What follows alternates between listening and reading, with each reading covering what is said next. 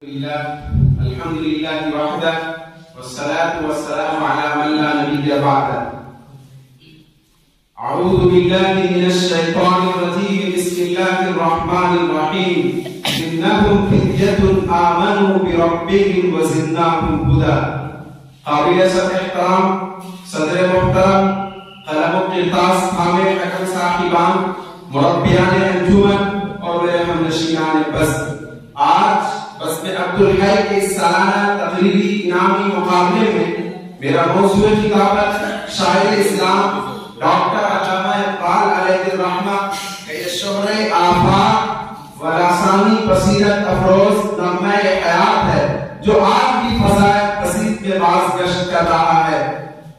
تو مرد مسلمان ہے تو پیغام عمل دے، اٹھاؤ اور زمانے کے مقدر کو بدل دے۔ حضرات گرامی، ابتدائے آخری نشی سے اس دنیا آب و گل میں ہمیشہ اس بات حق اور اس حق باطل کی کشمکش اور مارکائی ہوتی رہی ہے۔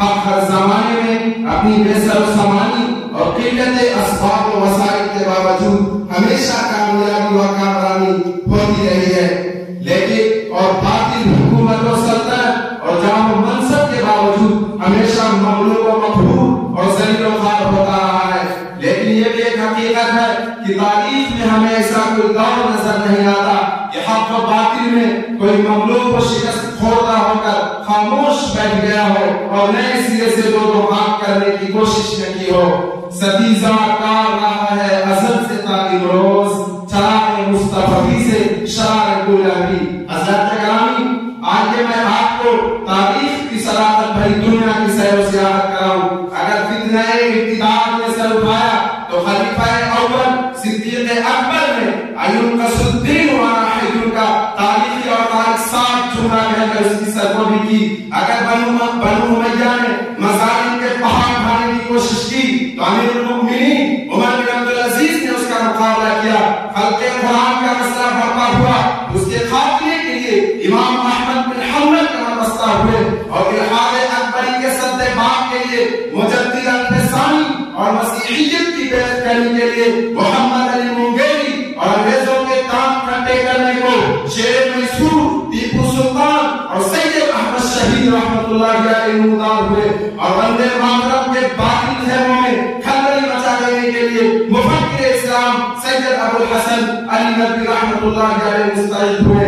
اولو الازمان دانشمند جب کرنے پہ آتے ہیں، سمندر پاٹتے ہیں، گور سے دریا بہاتے ہیں، کیا لوگ بے جواب وفا سے گزر گئے؟ جی جا ہوتا ہے نشر جبل جھومتا چلوں۔ سامعین بس، مورخین زمانہ نے واقعات صادقہ کو سننے الفاظ سے رقم کیا ہے اور تاریخ عالم نے بھی اپنے سینے میں محفوظ کر لیا۔ آپ پچھلی داستان اٹھا کر دیکھ لیں، اسلام کی شب فروزہ کو گل کرنے اور مسلمان کو سب ہستی سے حرف غلط کی طرف مٹانے کے لیے کتنے ہی نمرود صفت، قارون زمانہ اور فرعون وقت جیسے باغی، طاغی اور سرکشوں نے جنم لیا، لیکن ان سب کے وجود اور ان کے نقوش آثار مٹ گئے اور پہلے ظلمان نے کس کو اپنی موجے تندے جوڑا، کیا ہوش میں اپنی نیند سنا دیا اور عالم حس سے عالم نیز کو کون لوٹ گیا؟ بل نقذف بالحق علی الباطل فیضربہ فاذا هو زاهق۔ نور خدا ہے کفر کی حرکت پہ خدا زن، پھوکوں سے یہ چراغ اٹھایا نہ جائے گا۔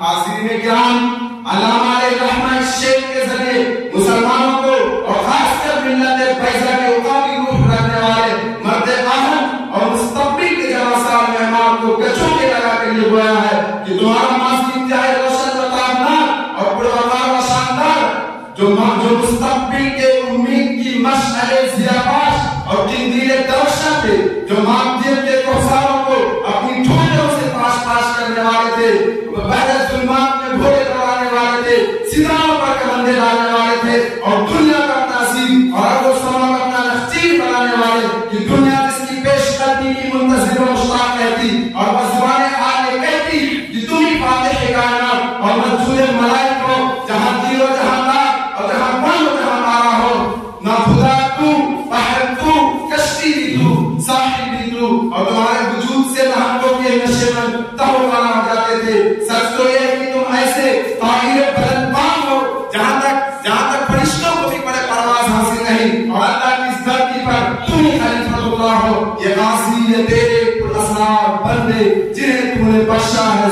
خدائی دو نیم ان کی ٹھوکر سے زہرا و دریا سمٹ کر پہاڑ ان کی حیبت سے آئی، دو عالم سے رہا نہ کرتی ہے دل کو عجب چیز ہے لذت آشنائی، مگر تم آج غفلت پر آفت اندیشی کے تاریخ کے غار میں بڑے مختلف ٹکڑوں میں تقسیم ہو گئے اور تفریق کا بیج ہو کر اتحاد اتفاق کی قوت رفتہ کو پامال کر کے بحیثیت ہو گئے اور لے تو لال اور بس و پیش کا لمادہ بولے میدان دین میں سرگردہ وغیرہ ہو گئے۔ کبھی اے نوجوان مسلم تدبر بھی کیا تو نے، وہ کیا گردوں تھا جس کا تو ہے ٹوٹا ہوا تارا، تجھے اس قوم نے پالا ہے آغوش محبت میں، کچل ڈالا تھا جس نے پاؤں میں تاج سردارا۔